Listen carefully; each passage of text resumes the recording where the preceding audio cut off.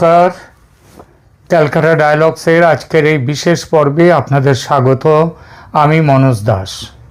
এখনকার আলোচনার বিষয় বাংলাদেশের ক্ষমতার অলিন্দে ঘটে যাওয়া এক অভাবনীয় রদবদল। প্রধানমন্ত্রী তারেক রহমান খলিলুর রহমানকে পররাষ্ট্রমন্ত্রী হিসেবে নিয়োগ দিয়েছেন। উপরতলায় এটি একটি সাধারণ প্রশাসনিক সিদ্ধান্ত, একজন টেকনোক্র্যাটকে পদটি দেয়া হয়েছে এমনটা মনে হলেও এর গভীরে লুকিয়ে আছে দিল্লি, ঢাকা এবং ওয়াশিংটনের এক ত্রিমাত্রিক ভূরাজনৈতিক সমীকরণ। আর সবচেয়ে বড় কথা, এই নিয়োগের মাধ্যমে সেনাপ্রধান জেনারেল ওয়াকারুজ্জামানকে একটি সূক্ষ্ম কিন্তু কড়া বার্তাও দেওয়া হয়েছে। আজকের ভিডিওতে আমরা ইনসাইড স্টোরি বিশ্লেষণ করব খবরের অন্তরালের খবর নিয়ে, যে কিভাবে অজিত ডোভালের দেয়া সন্ত্রাসী তালিকা এবং দোহা দিল্লি বৈঠকের সমীকরণ খলিলুর রহমানকে কিভাবে এই মসনদে, এই পদে বসিয়েছে। বন্ধুরা, রাজনীতিতে কোনো কিছুই কাকতালীয় নয়। তারেক রহমান যখন রাষ্ট্র ক্ষমতার হাল ধরলেন তখন সবার নজর ছিল কে হচ্ছেন পররাষ্ট্র দপ্তরের মতো গুরুত্বপূর্ণ মন্ত্রণালয়টির কর্ণধার। অনেক নামই ভাসছিল, আমি নিজেও একটি প্রতিবেদনে সেসব নামের কথা বলেছি আপনাদের, তার মধ্যে পররাষ্ট্র দপ্তরও ছিল। কিন্তু খলিলুর রহমানের নাম যখন পররাষ্ট্রমন্ত্রী হিসেবে ঘোষিত হলো তখন সাউথ ব্লক থেকে পেন্টাগন সবখানেই একটা স্বস্তির নিঃশ্বাস দেখা গেল। কেন স্বস্তির নিঃশ্বাস? কারণ খলিলুর রহমান কেবল একজন ঝানু কূটনীতিক নন, তিনি হচ্ছেন সেই ব্যক্তি যাকে ভারত এবং যুক্তরাষ্ট্র দুই পক্ষই আস্থাশীল বলে মনে করে। ইউনূস এবং মোদির প্রথম সাক্ষাৎ বিমস্টেক বৈঠকের সাইডলাইনে যে হয়েছিল গত বছর, সেটা কিন্তু খলিলুর রহমানের দৌত্যে। এই আস্থার পেছনের গল্পটা তখন থেকেই, আর সেটা জমাট বাঁধে গত বছর দিল্লিতে কয়েক মাস পর। কিভাবে জমাট বাঁধল আপনাদের মনে করিয়ে দিই। গত বছর দিল্লিতে একটি অত্যন্ত গোপনীয় কিন্তু উচ্চ পর্যায়ের বৈঠক হয়েছিল। সেখানে ভারতের জাতীয় নিরাপত্তা উপদেষ্টা বা এনএসএ অজিত ডোভালের সাথে খলিলুর রহমানের দীর্ঘ আলোচনা হয়। শুধু দিল্লি নয়, এর ফলো আপ বৈঠক হয়েছিল কাতারের রাজধানী দোহায় কয়েকদিন পরেই। সবচেয়ে ইন্টারেস্টিং বিষয় কি জানেন? এই দোহা বৈঠকে ভারতের পাশাপাশি উপস্থিত ছিলেন যুক্তরাষ্ট্রের কূটনৈতিক প্রতিনিধিরা।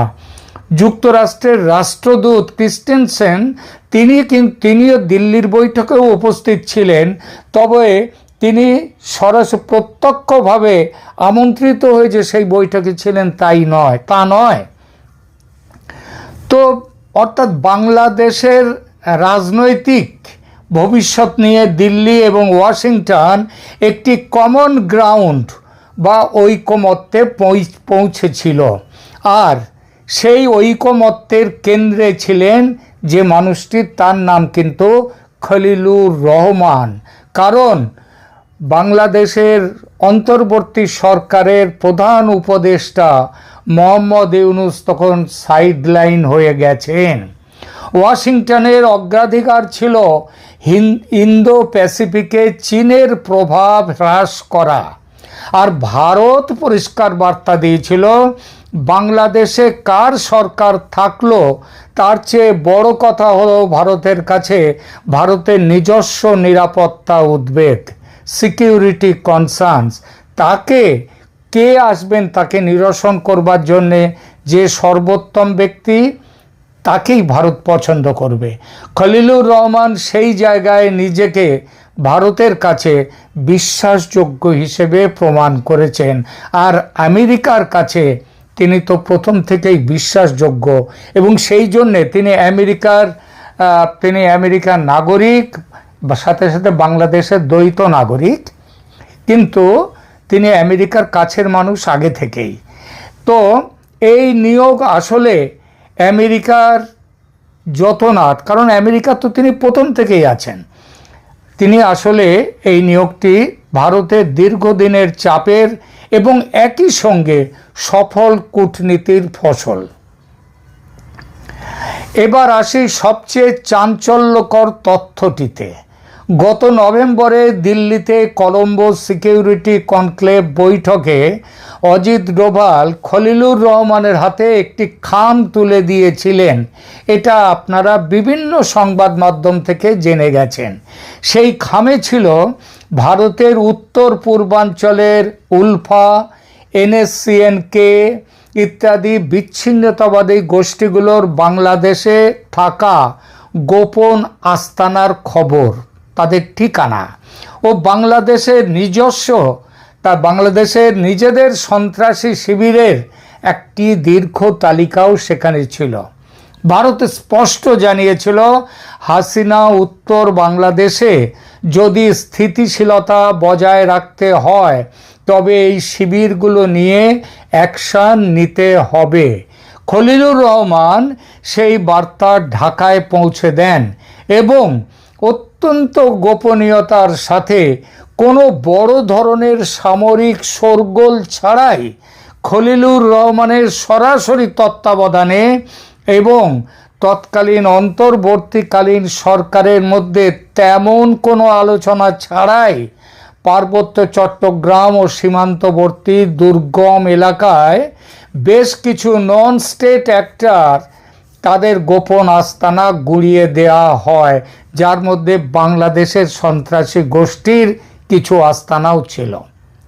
এই অভিযানের বিশেষত্ব ছিল যে, আগেই বলেছি, এটি প্রচলিত সামরিক চ্যানেলের চেয়ে ইন্টেলিজেন্স লেড বা গোয়েন্দা নির্ভর এই অভিযান ছিল, যা খলিলুর রহমানের ব্যক্তিগত ট্র্যাক রেকর্ডকে ভারতের কাছে অত্যন্ত বিশ্বাসযোগ্য করে তুলেছে। এই যে ইন্টেলিজেন্স বেসড অপারেশন, এটি প্রথাগত সামরিক চ্যানেলের বাইরে গিয়ে পরিচালিত হয়েছিল।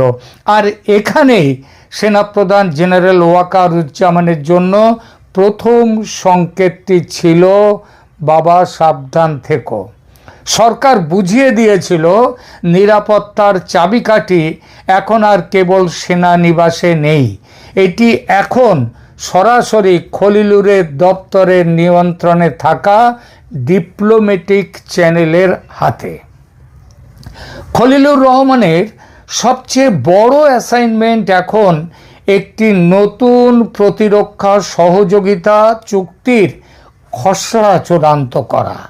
দোহাতে গত বছরের বৈঠকের পর আমেরিকা, ভারত, বাংলাদেশের মধ্যে যে ড্রাফট তৈরি হয়েছে তাতে দেখা যাচ্ছে যে বাংলাদেশ এখন থেকে আর কেবল চীনের ওপর সামরিক নির্ভরতা রাখবে না, বরং ভারত এবং পশ্চিমা দেশগুলোর থেকে সামরিক প্রযুক্তি বিনিময়ের একটি বড় অংশ এখন কিন্তু বাংলাদেশ সরকারের এবং বিশেষ করে পররাষ্ট্র মন্ত্রণালয়ের টেবিলে এসে হাজির হয়েছে। তারেক রহমান এটা জানেন এবং তার প্রাথমিক সম্মতি নিয়েই এটা হয়েছে। বাকিটা দেখবেন পররাষ্ট্রমন্ত্রী খলিলুর রহমান। এই নিয়োগের মাধ্যমে প্রধানমন্ত্রী তারেক রহমান জেনারেল ওয়াকারুজ্জামানকে একটি বার্তা দিলেন। সেই বার্তাটা কি? বার্তাটা হলো, পররাষ্ট্র প্রতিরক্ষা নীতির মূল সিদ্ধান্তগুলো এখন থেকে সাউথ ব্লক ও ওয়াশিংটনের সাথে সরাসরি ডিল করবেন খলিলুর রহমান এবং অবশ্যই তারেক রহমান। আগেও এটা খলিলুর করেছেন, তবে অফিসিয়ালি দায়িত্ব না নিয়ে, আর এবার করবেন তিনি অফিসিয়াল দায়িত্ব নিয়ে। বিকল্প সুরক্ষা ব্যবস্থা তৈরি হয়ে গেল এর মধ্য দিয়ে। সেনাপ্রধানের রাজনৈতিক প্রভাবকে ব্যালেন্স করার জন্য তারেক রহমান খলিলুর রহমানকে একটি ভূ রাজনৈতিক ঢাল হিসেবে ব্যবহার করছেন। এই একই কারণে মোহাম্মদ ইউনূসও কিন্তু খলিলুর রহমানকে সেটা হচ্ছে সেনাপ্রধান ওয়াকারের বিরুদ্ধে ঢাল হিসেবে ব্যবহার করেছিলেন। অর্থাৎ এখন ভারতের সমর্থন যদি সরাসরি পররাষ্ট্রমন্ত্রীর মাধ্যমে সরকারের পেছনে থাকে, তবে অভ্যন্তরীণ কোনো শক্তির পক্ষেই সরকারকে চ্যালেঞ্জ জানানো কঠিন হবে। এটি সেনাপ্রধানের জন্য একটি সংকেত যে আপনার কাজ সীমানা রক্ষা করা, রাষ্ট্রের ভাগ্য নির্ধারিত হবে সেটা সামরিক বা